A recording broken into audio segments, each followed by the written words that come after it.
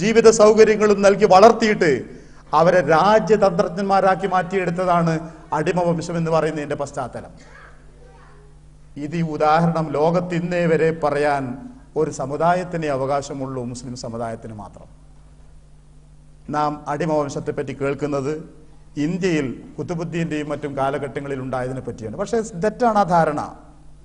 ഇസ്ലാമിക ചരിത്രത്തിൽ ഉമവിയ്യ കാലഘട്ടം 132 വരെ നിലനിന്നതിന്റെ പിറകെ ഹിജ്റ 132 മുതൽ 656 വരെ അബ്ബാസിയ കാലഘട്ടമാണ് നിലനിന്നിരുന്നത്.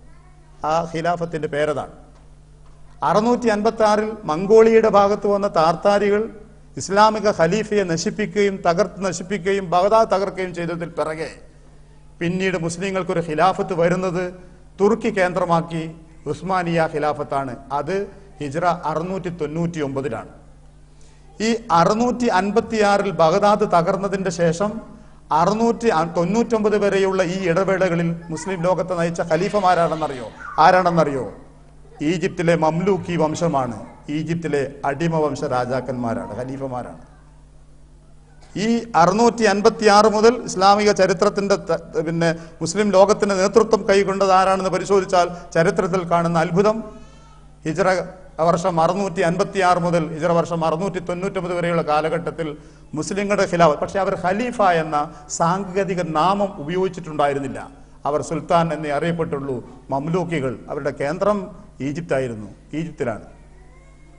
ഡമസ്കസിൽ നിന്ന് ബഗ്ദാദിലും, ബഗ്ദാദിൽ നിന്ന് ഈജിപ്തിൽ നിന്ന് പിന്നീട് ഇസ്തംബൂളിലേക്കും ഇസ്ലാമിക ഖിലാഫത്തിന്റെ സ്ഥാനങ്ങൾ മാറി എന്നതാണ് ചരിത്രത്തിന്റെ വസ്തുത. ഞാൻ പറഞ്ഞത്, പിന്നീട് വന്ന ഖലീഫമാർ, പ്രവാചകന്റെ പിൻഗാമികളായി വന്ന ഭരണാധികാരികൾ ഈ ഖുർആൻ പഠിപ്പിച്ച തത്വത്തെ, അതിരുകളില്ലാത്ത മനുഷ്യ സ്നേഹത്തെ, അവൻ പിറന്ന നാടിനെയോ ദേശത്തെയോ അന്വേഷിക്കാതെ സ്നേഹിക്കുന്ന വികാരത്തെ പരിപോഷിപ്പിച്ചെടുത്തു. നബി സല്ലല്ലാഹു അലൈഹി വസല്ലമയെ പറ്റി ചൂണ്ടിക്കാണിക്കാവുന്ന ഒരു ഭാഗം പറയട്ടെ. പ്രവാചകൻ മക്കയിൽ ജനിച്ചവനാണ്. മക്കയാണ് അദ്ദേഹത്തിന്റെ ദേശം, അല്ലെ? എന്നിട്ട് ഹിജ്റയുടെ 8-ാം വർഷം മക്ക ജയിച്ച് കീഴടക്കിയപ്പോൾ ഞാൻ എൻ്റെ മാതൃപ്രദേശം വിട്ടൊഴിയുന്നില്ല എന്നാണ് പ്രവാചകൻ തീരുമാനിച്ചത്? അതോ ഞാൻ ഈ നാട്ടിൽ നിന്ന് പോകുന്നു എന്നോ? ബദറിലും മുഹദിലും ഷഹീദായ ശുഹദാക്കന്മാർ ആരെങ്കിലും വസീയത്ത് പറഞ്ഞിരുന്നുവോ? എന്റെ മയ്യത്ത് ബദറിന്റെ താഴ്വരയിലോ ഉഹദിന്റെ താഴ്വരയിലോ മറമാടരുത്, എന്റെ ദേഹം, എന്റെ ജഡം മറവ് ചെയ്യേണ്ടത് എന്റെ ജന്മനാടായ മക്കയിലാണ്, എന്റെ ജന്മനാടായ മദീനയിലാണെന്ന് ഇല്ല. ആ സങ്കുചത്തിലേക്ക് പോവാതിരിക്കുകയും അതേസമയം അതിരുകളില്ലാത്ത ഒരു മനുഷ്യ സ്നേഹത്തെ പഠിപ്പിച്ചെടുക്കുകയും ചെയ്തു. ഇതാണ് പ്രവാചകനും ചെയ്തത്, ഖുലഫാക്കളും ചെയ്തത്. ഒരു കാര്യവും കൂടി ഈ ഭരണാധികാരികൾ പൂർവികരായവർ ചെയ്തതിനെ കുറിച്ച് പറയട്ടെ.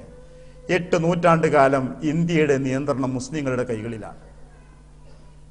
സാധാരണ നമ്മളൊക്കെ കേൾക്കാറ് മുസ്ലിങ്ങൾ ആയുധത്തിന്റെ ബലത്തിലാണ് അവരുടെ ആദർശം പ്രചരിപ്പിച്ചത് എന്നാണ്. മലയാളികളായ എഴുത്തുകാർ, മലയാളികളായ രാഷ്ട്രീയ നേതാക്കന്മാർ ചങ്ക് പൊട്ടി പറയാറുണ്ട് പലപ്പോഴും. അധ്യാപകന്മാരും അധ്യാപികമാരും ചരിത്രം പഠിപ്പിക്കുന്നവർ കുട്ടികളെ സമർത്ഥമായി ഇത് പഠിപ്പിക്കാൻ മെനക്കെടാറുണ്ട്. പക്ഷെ ഇവർക്കൊക്കെ അറിയാം, എക്കാലത്തും ഇന്ത്യയിൽ സജീവമായ ഇസ്ലാമിക സാന്നിധ്യം നിറഞ്ഞ പ്രദേശമാണ് കേരളം. കേരളം എന്ന സംസ്ഥാനം രൂപീകരിക്കപ്പെടുന്നത് പിന്നിലാണെങ്കിലും ഈ പ്രദേശം എന്നും ശക്തമായ ഒരു ഇസ്ലാമിക സംവിധാനത്തിന്റെ മേഖലയാണ്. എന്നാണ് കേരളത്തിൽ മുസ്ലിങ്ങൾ ഒരു ആയുധ സമരം നടത്തിയത്? 1400 ചില്ലാനും വർഷം കഴിഞ്ഞു. എവിടെയാണ് മുസ്ലിങ്ങൾ ഒരു ജിഹാദ് നടത്തിയത്? ഇസ്ലാമിക പ്രബോധനത്തിനും നിലനിൽപ്പിനും വേണ്ടി മുസ്ലിങ്ങൾ ഒഴുക്കിയ രക്തമേതാണ് കേരളത്തില്? ഏത് രാജാവിനെയാണ് അവർ കശാപ്പ് ചെയ്തത്?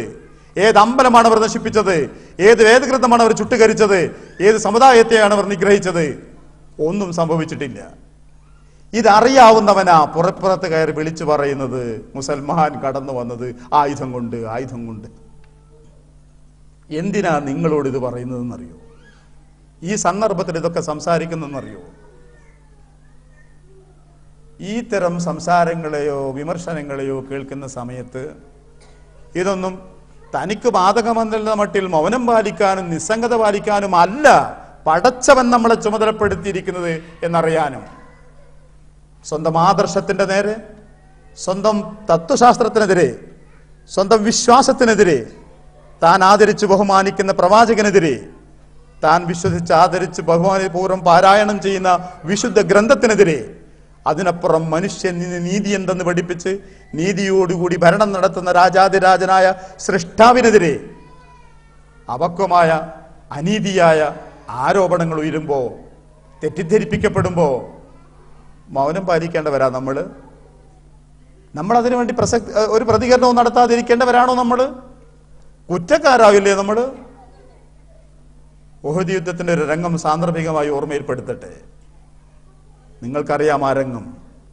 ആ പരാജയമായിരുന്നു ഒരു അവസാനം അതിലുണ്ടായത്. ആ യുദ്ധത്തിൽ മറുപക്ഷത്ത് അബൂ സുഫിയാൻ ഉണ്ടായിരുന്നു. പിന്നീട് അദ്ദേഹം സഹാബിയായി റളിയല്ലാഹു അൻഹു. പോരാൻ നേരം പരാജിതരായ പ്രവാചകരും സഹാബികളും തിരിച്ചു പോരാൻ നേരം അബൂ സുഫിയാൻ അവിടെ നിന്നുകൊണ്ട് വിളിച്ചു പറഞ്ഞു, നബിയുടെ പേരാ വിളിച്ചത് അതെയാണ്. എന്നിട്ട് പറഞ്ഞു, നിനക്ക് മനസ്സിലായില്ലേ, ഇതാണ് യുദ്ധം. കഴിഞ്ഞ തവണ നീ ജയിച്ചു, ഈ തവണ ഞങ്ങൾ തോറ്റു. പകരത്തിന് പകരമായി അടുത്ത വർഷം ഞങ്ങൾ ഇതിന് ആഘോഷിക്കാൻ നീയും വരും. അടുത്ത വർഷം 3-ാം വർഷം ഞങ്ങൾ വരും, നീയും വരണം. എന്നിട്ട് കുറച്ച് അസഭ്യ വാക്കുകൾ പ്രവാചകനെ പറ്റി പറഞ്ഞു.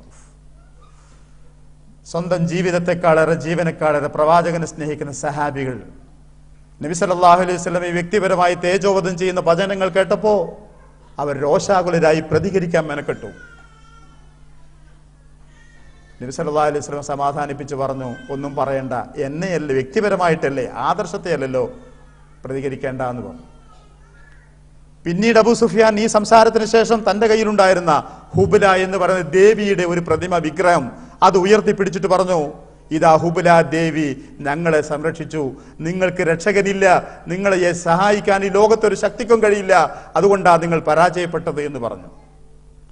അന്നേരം നബിയുടെ പ്രതികരണം വന്നു, അതിന് മറുപടി കൊടുത്തിട്ട് ഇവിടുന്ന് പോയാൽ മതി.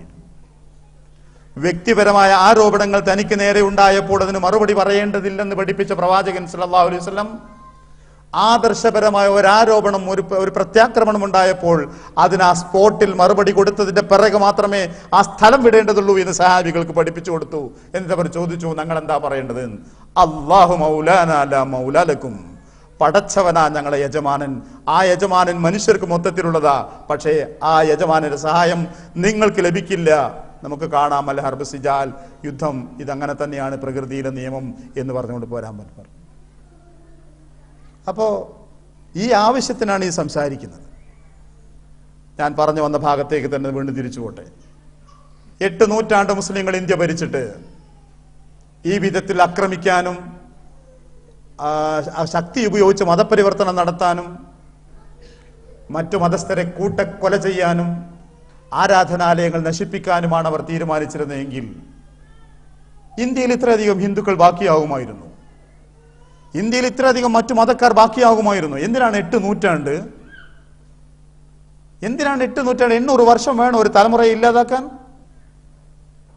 അമേരിക്കക്കാരൻ അവന്റെ നാട്ടിലെ റെഡ് ഇന്ത്യൻസിനെ നശിപ്പിക്കാൻ ഇത്ര കാലമൊന്നും എടുത്തിട്ടില്ല. ഇത്രയൊക്കെയല്ലേ ഇവിടുന്ന് പറയാൻ പറ്റൂ?